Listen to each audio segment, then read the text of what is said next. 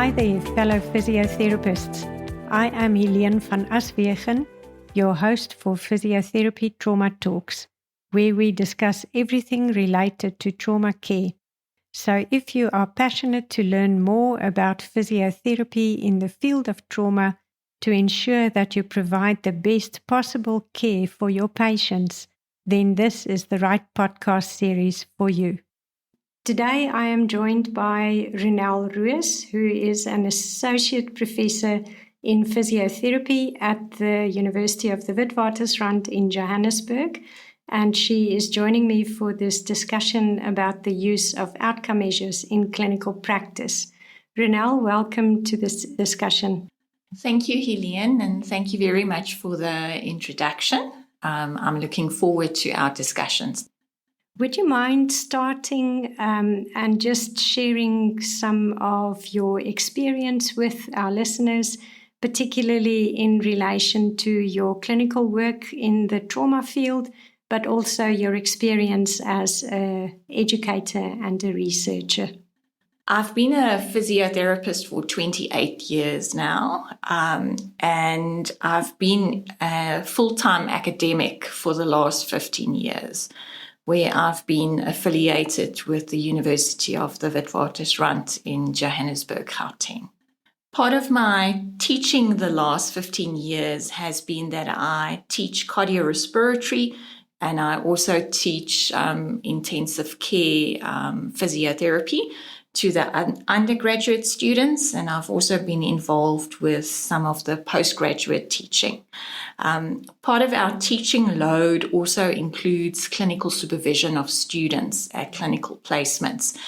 So even though I'm a full-time academic, I am at the clinical placements 2 days a week. Okay.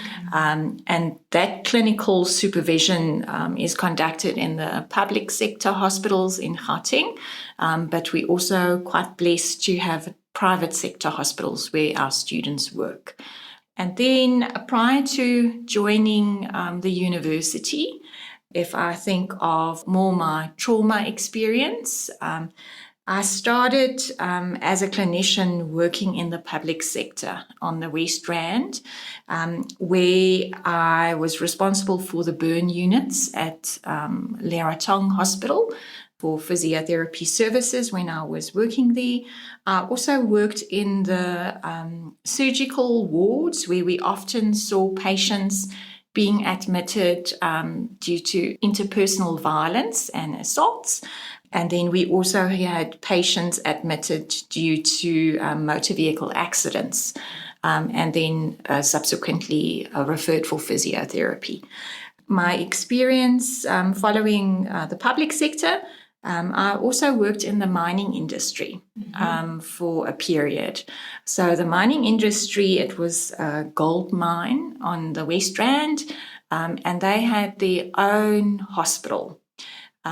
So we saw the patients, and it was trauma due to accidents on duty, and it was related to mining accidents. So accidents that happened underground, such as explosions or rock falls.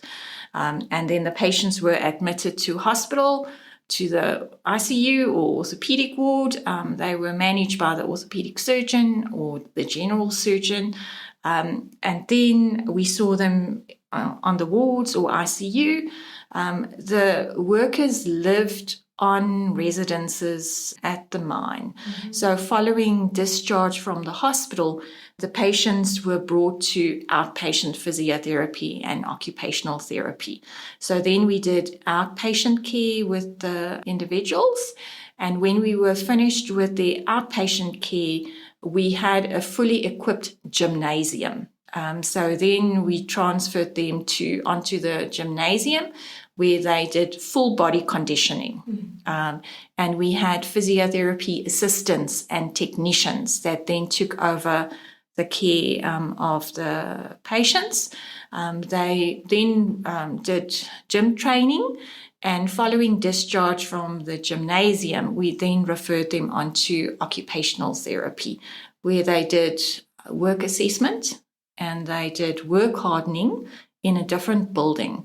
And before the patients went underground again, they did an exercise tolerance test in a room that was heated, because underground it can be 39 or 40 degrees Celsius. Sure.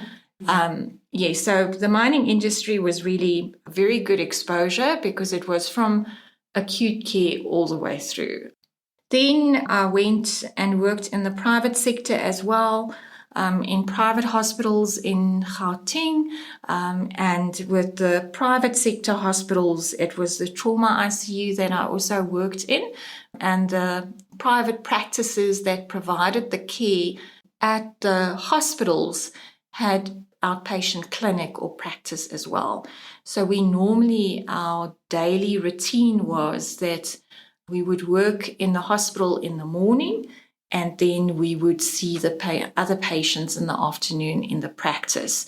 So it was often patients that had traumatic injuries that were subsequently discharged from the hospital that then were followed up as outpatients at the practice. Okay. So that was, that's basically my clinical experience. More the research related to trauma.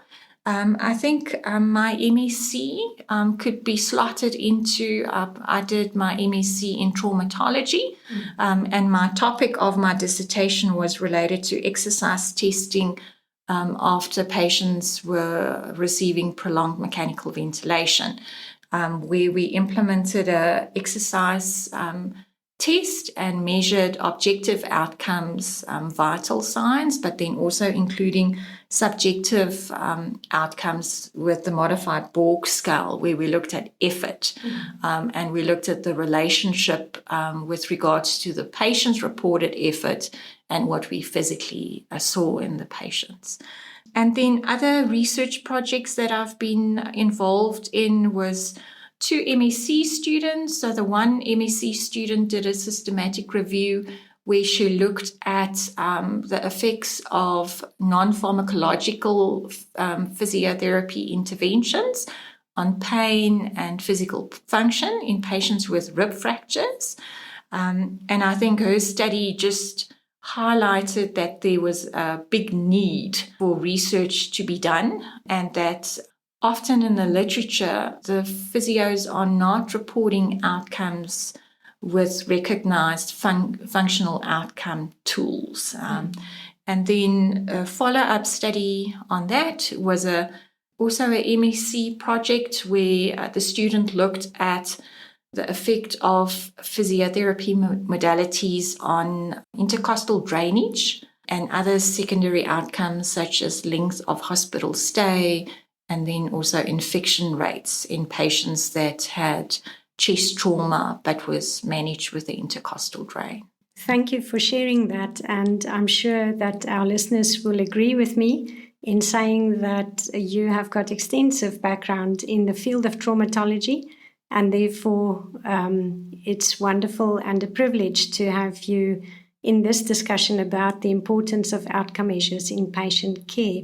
So as we continue, do you want to just explain from your point of view why you feel that the use of outcome measures in trauma care is so important? I think when we use outcome measures, it's a way that we can actually evaluate what we do. It is also beneficial in relation to communication.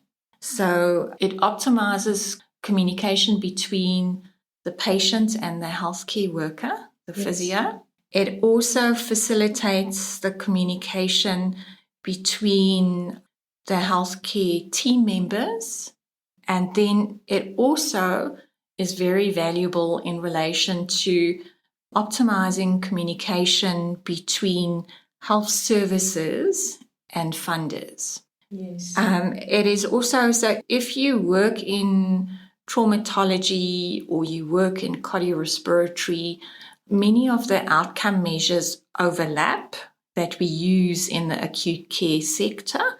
So it's almost a language. So if you talk about this outcome, your colleague will know exactly what you mean. And if you interact with the multidisciplinary team and they become familiar with the outcome measures that you use, it improves their understanding of the need for physiotherapy as well. Because if we use outcome measures, we evaluate what we do and we're providing evidence for what we are doing. So therefore, it is part of evidence-based practice. Yes, I totally agree with what you've shared. And I think two important points that you've highlighted is that outcome measures become communication tools between the healthcare provider and the patient, but also between the members of the multidisciplinary team involved in trauma care. And secondly, that it helps to provide the evidence that we need to support what we do on a daily basis. So thank you for sharing that. Any other thoughts?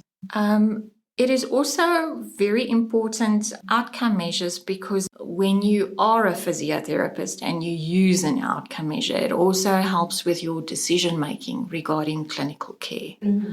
So if you have specific tools that you are using and you know what these tools or outcome measures assess, you get to know the outcome measure as well, then it also guides your treatment that you are doing, and it also guides changes in the treatment plan. And some of the outcome measures that we use also gives us an idea of, when a patient is ready for discharge.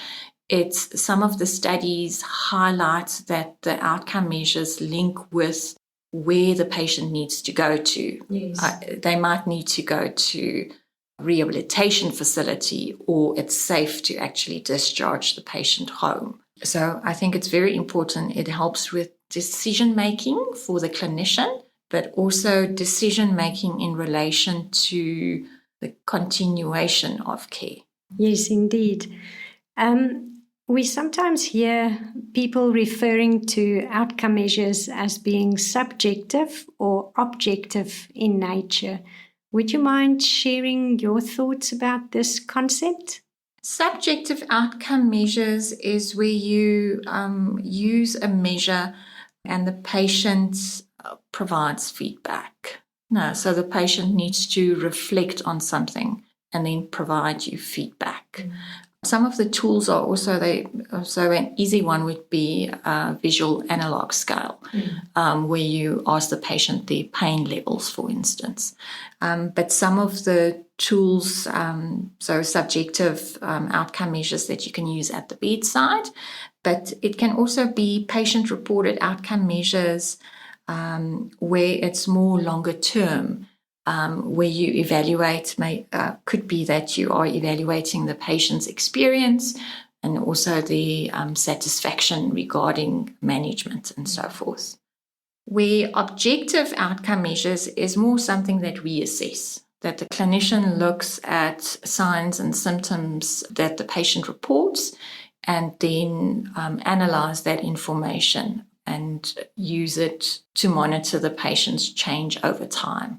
So objective outcome measures can be performance-based measures, such as a functional assessment tool. Mm-hmm. It can also be clinician-reported measures. So, say, for instance, using a stethoscope to auscultate a patient's chest wall to provide you information on patient's ventilation. Yeah, so objective outcome measure is what we assess, and the subjective outcome measure is more where your patient provides feedback. Yes, indeed.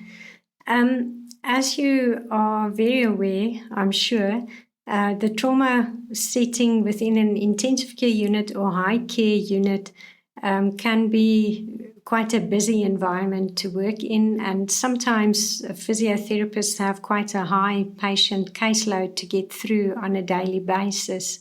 Based on your experience, are there any quick-to-use outcome measures that you think will help a physiotherapist specifically with the patient assessment? So for me, it's very important with the outcome measures. Contexts and settings differ. No. And the resources we have also differ.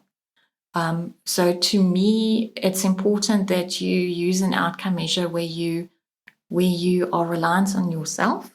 You use what you have, and where you use the equipment that you have available in your context. Yes.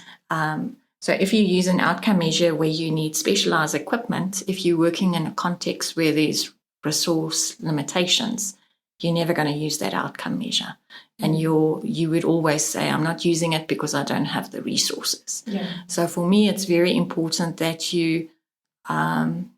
there's tools that we can use that's not expensive, and that most of us have available. Okay. So for me, when working with a patient in trauma ICU, I'd like to know if the patient is awake and alert and whether they can interact with me. Yeah. So we have access to the ICU chart. We can do the Glasgow Coma Scale rating, but a short and easy assessment tool to use to evaluate the patient's cooperation is the standard 5 questions. And it's basically 5 questions that you ask your patient. It's a lot easier to remember and quick to evaluate. So that, to me, to evaluate orientation and cooperation of the patient is important. And it also gives me an idea of how much active involvement the patient will exhibit when treating. Now, whether it's going to be an active treatment or it's going to be a bit more passive if the patient is sedated, for instance. Yes. But I think with trauma, there's always pain involved and physical discomfort. So I think it's really important, so when the patients are awake and that they're interactive, that you can observe the patient for any discomfort as you move them. But I think patient-reported feedback using a pain scale such as the Wong-Baker pain scale is quite important. So educational level differs between countries and settings. And when a patient is maybe a little bit confused, they might be able to understand the Wong-Baker pain scale a bit better than the numeric pain scale. Yeah, indeed. Then also, when we start, many of our patients might require oxygen therapy, invasively or non-invasively, with a face mask. But if they have dysfunction in oxygenation ability, when we start doing rehabilitation, the chances are very good that the patients might complain of dyspnea. So I think for patient-reported feedback, I think a tool such as the modified Borg dyspnea scale is also important.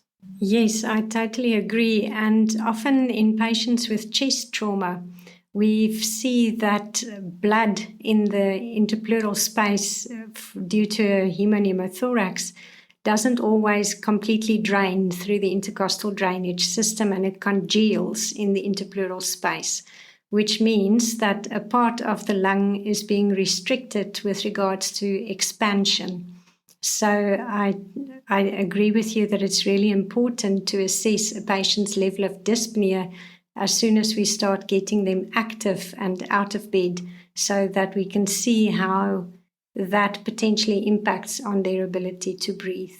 Then I think as well, so if we think that we're managing a patient that might be on the ventilator, you will review the ventilation settings and modes. But I think as part of respiratory physiotherapy, an objective calculation that you can do is dynamic compliance. And the majority of the ventilators, the new ventilators now, displays the dynamic compliance for you. So as you're managing your patient, you can check compliance in real time as you are working with the patient. So I think that's important. And then if arterial blood gas analysis are done regularly, you might also be able to monitor the patient's PF ratio and see how that changes over time with the different interventions that's done. And then auscultation and evaluating what you are hearing, if you're hearing any added sounds, and then also listening to the breath sounds, if you are hearing good ventilation throughout the lung. I think that is a valuable tool that we have available. And then depending on your setting, chest x-rays might be done regularly as well, and it's an objective assessment. So reviewing the x-ray and seeing how your patient's lung is expanding and so forth. And then looking at chest wall movement and also feeling the chest wall by doing thoracic expansion evaluation. And that can be done manually just by placing your hands on the chest wall and observing displacement that you're seeing. But you can also use a tape measure if the patient is able to sit on the edge of the bed and they are at that point of their rehab. And then patients with trauma will most likely have fractures, limb fractures. Yes. And they might, so it could be managed with internal fixation. And we will start working on improving range at joints. Yes. So I think it's also important to measure range objectively when there's limitations, so using a goniometer if possible. And then as active movement returns, a tool, the MRC sum score, is very valuable as well to evaluate muscle strength in the patient. Yeah, and then mobility assessment. So as the patient starts being able to roll and sit up and then transfer bed to chair and then activities away from the bedside. So I value the functional status score of ICU, so the FSS ICU, and then the ICU mobility scale is also it's a tool easy to implement, and it's a quick assessment that can be done. If you are working with patients with burn injuries in the burns ICU, then the functional assessment for burn score, the FAB, is also very valuable. Thank you for those suggestions. And for most of what you suggested, one doesn't need additional tools apart from a stethoscope and a goniometer. And the rest of the outcome measures are freely available online. So those are very useful. As the patient's condition improves and they are transferred to a ward setting, do you think that there are any additional outcome measures that one can consider including in your management of the patient? So I think, the aim would be as soon as the patient is on the ward is to get them more active and to get them more mobile. Then they will be dependent on doing more activity. And I think it's then important to see how they respond to the added activity. So then starting to look more at exercise capacity assessment. So if a patient is able to walk, do a walking test, such as the 2-minute walk test or the 6-minute walk test. If a patient is unable to manage that yet and is only able to walk short distances, then maybe the timed up and go test can be used. And with both these suggestions, the patients can use a mobility aid. Many of our trauma patients will have lower extremity fractures that's been managed, and we would walk them with a frame or crutches or gutter crutches. So the timed up and go and the 6-minute walk test or 2-minute walk test we can do with the mobility aid as well.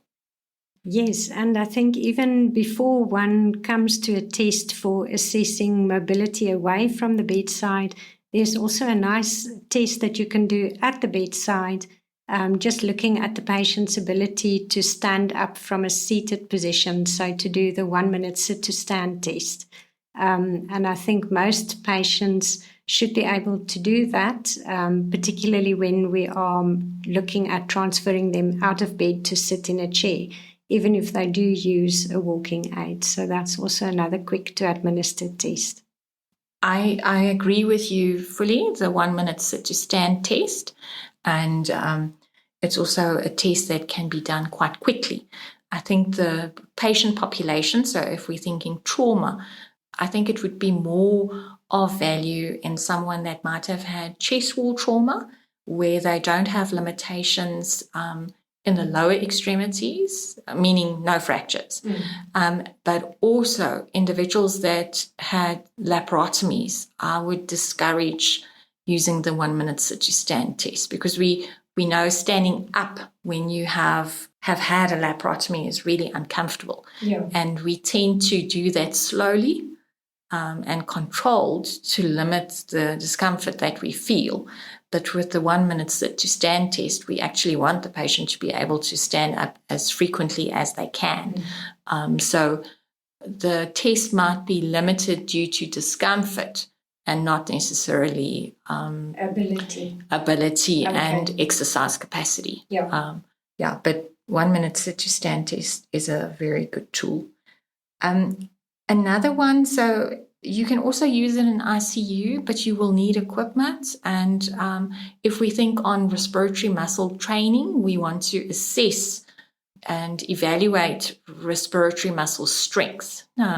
So if you have a tool like a Power Breathe KH1 device where you can measure maximal inspiratory pressure to give you a guide on muscle strength.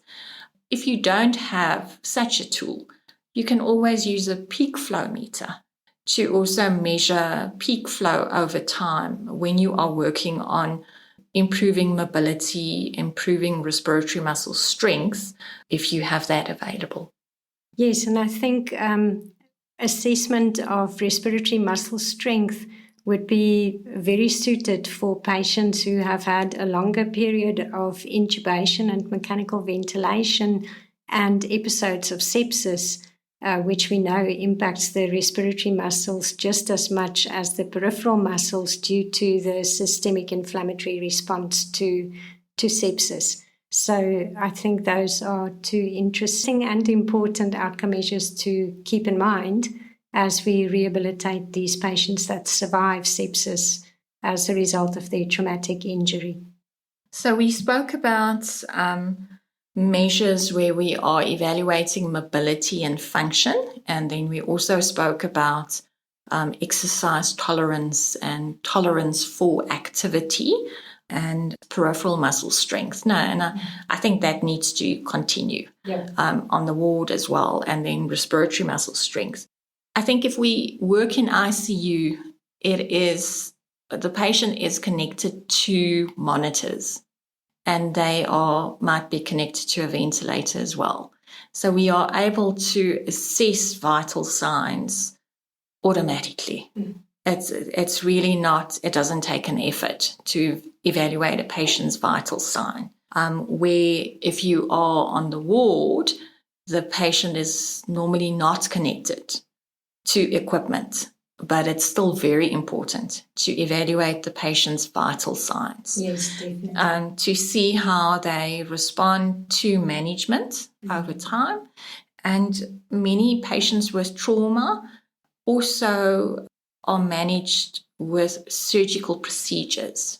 And with the added interventions, the chances of infection can escalate. And there's a very nice, simple tool that you can monitor for any signs of sepsis, the quick SOFA score, where you evaluate respiratory rates, Glasgow Coma Scale values, and then systolic blood pressure. And I think if you routinely monitor vital signs and as you are interacting and assessing Glasgow Coma Scale values, you have that detail to calculate the quick SOFA score. Do you know if there's an online calculator that one can use? Yes, Helene. there is you can download it it's an app that you can download onto your cell phone that you can use. And if you just access it through Wi-Fi on your cell phone, if you're at the hospital, it's easy to assess and it gives you the score. So if you are concerned that there's signs of infection and you've got this value, it's a nice tool to be able to communicate with the medical team as well on the findings of your patient. Yeah. Yes, thank you very much for that handy tip. And I think it will also impress the doctors when they come around on the ward round and you say that you've assessed the quick SOFA score and this is your finding. Thank you. Yeah. And then also, I think it's also important. So we've spoken about the MRC sum score for peripheral muscle strength, but it's also very valuable to assess grip strength in the patient. So handheld dynamometry, if you have such a device, that you can objectively assess and then also evaluate according to normative values for the patient that you are working with. So on the ward, we start promoting more activity than what we did in the ICU, and our patients are able to provide more extensive feedback. So it could be very valuable as well to get an idea of what the patient's physical activity was prior to the trauma and prior to hospital admission. So a very easy tool is the physical activity vital sign, where you ask the patient 2 questions about how many days a week they were active, and then also the time of the activity. You calculate to see if they are normally active for 150 minutes a week. And there's one additional question that you can ask about strength training, to get an idea whether the individual actually participated in strengthening exercises, to give you an idea of what their baseline value was before hospital admission if they sustained trauma. That's valuable. And then in a patient that might, have sustained trauma, but they've got a cardiac condition as well. So looking at the New York Heart Association classification of breathlessness, so that you evaluate their breathlessness in relation to the activity that they are doing. Yeah. And then a patient who might have had a chronic respiratory condition, such as COPD, and then sustained trauma, using the modified MRC dyspnea scale, it could also be very beneficial. Yeah, no, that's very important. Ronel, thank you for sharing all of this information. I'm sure that you've given our listeners some food for thought. We all recognize that some days might be busier than others in a trauma setting. And therefore, even if people just try to implement 1 or 2 of the mentioned outcome measures, it might help to create a bigger impact on their patient intervention and communication with the patient and discharge planning than it had before, without considering any outcome measures for treatment. As we wrap up this discussion, are there any last thoughts that you'd like to share with our audience? I think, for physio services, we want to demonstrate the effect that we have on patients' outcome. And we, in our daily practice, we assess subjective or objective outcome measures, and we document it in the clinical notes. But I think it's also very beneficial if you, just like you said, if you have a specific tool, so a functional tool that is recognized, you using it, so obviously you recognize the benefit of using that assessment tool. But if you are able to demonstrate to the larger team the effect of implementing that assessment as part of the care, I think it's important to include the data that you're collecting to maybe a larger registry, so that you belong to a team team that consists of multiple healthcare practitioners. And if you include a specific functional status scoring tool that's part of assessing outcome over ICU, the ward, I think it could be quite valuable for communication at higher levels. So I think it's important. We are clinicians, but some clinicians are also managers and involved in bigger decisions. So I think we also need to consider one outcome tool data that can be included in a data registry so that we can look at the outcome of trauma care on a bigger scale and not just medical outcomes, but also have a rehabilitation outcome in such a registry. Yeah. Ronel, thank you so much for sharing your thoughts with us today and for your time. I really appreciate it. Thank you very much, Elian.